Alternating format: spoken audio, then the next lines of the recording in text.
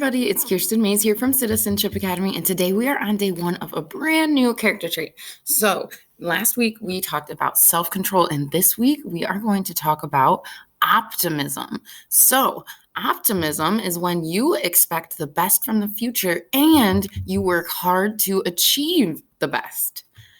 So today's quote says, "Your positive action combined with positive thinking results in success."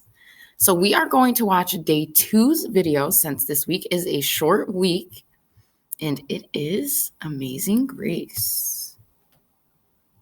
Hello, and welcome to Story Time for All Kids. Today's story is Amazing Grace by Mary Hoffman, illustrated by Carolyn Bench. Grace was a girl who loved stories. She didn't mind if they were read to her or told to her or made up in her own head. She didn't care if they were in books or movies or out of Nana's long memory. Grace just loved stories. After she had heard them, and sometimes while they were still going on, Grace would act them out. And she always gave herself the most exciting part. Grace went into battle as Joan of Arc and wove a wicked web as Anansi the spider. She hid inside the wooden horse at the gates of Troy. She went exploring for lost kingdoms. She sailed the seven seas with a peg leg and a parrot. She was Hiawatha, sitting by the shining big sea water, and Mowgli in the backyard jungle. Most of all, Grace loved to act out adventure stories and fairy tales. When there was no one else around, Grace played all the parts herself. She set out to seek her fortune, with no companion but her trusty cat, and found a city with streets paved in gold. Or she was Aladdin, rubbing his magic lamp to make the genie appear. Sometimes she could get Ma and Nana to join in when they weren't too busy. Then she was Dr. Grace, and their lives were in her hands. One day, Grace's teacher said they would do the play Peter Pan. Grace knew who she wanted to be. When she raised her hand, Raj said, "You can't be Peter. That's a boy's name." But Grace kept her hand up.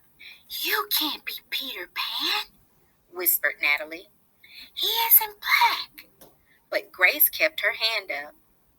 "All right," said the teacher. "Lots of you want to be Peter Pan, so we'll have auditions next week to choose parts." She gave them words to learn. When Grace got home, she seemed sad. "What's the matter?" asked Ma. "Raj said I can't be Peter Pan because I'm a girl." "That just shows what Raj knows," said Ma. "A little girl can be Peter Pan if she wants to." Grace cheered up. Then later she remembered something else. "Natalie says I can't be Peter Pan because I'm black," she said. Ma looked angry. But before she could speak, Nana said, "It seems that Natalie is another one who don't know nothing. You can be anything you want, Grace, if you put your mind to it." On Saturday, Nana told Grace they were going out.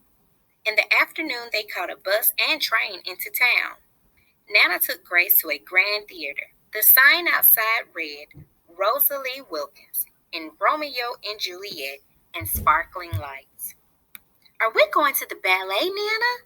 asked Grace. "We are, honey, but first I want you to look at this picture." Grace looked up and saw a beautiful young ballerina in a tutu. Above the dancer it said, "Stunning New Juliet." "That one is little Rosalie from back home in Trinidad," said Nana. "Her granny and me, we grew up together on the island.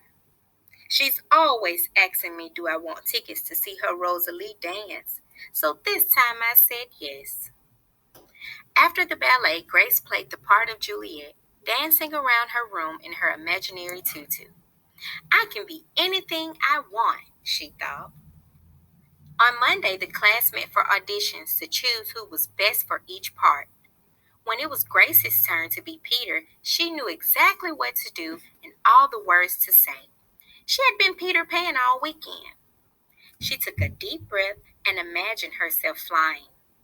When it was time to vote, the class chose Raj to be Captain Hook and Natalie to be Wendy. There was no doubt who would be Peter Pan. Everyone voted for Grace. "You were fantastic," whispered Natalie. The play was a big success, and Grace was an amazing Peter Pan. After it was all over, she said, "I feel as if I could fly all the way home." "You probably could," said Mom. "Yes," said Nana. "If Grace put her mind to it, she can do anything she wants."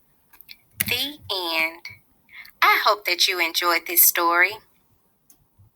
Okay, so remember, we're just going to think about these questions. We're not going to answer anything. What was Grace's hope for the school play? How did Grace expect the best and work to achieve it? And did she use any other character strengths to achieve her hope?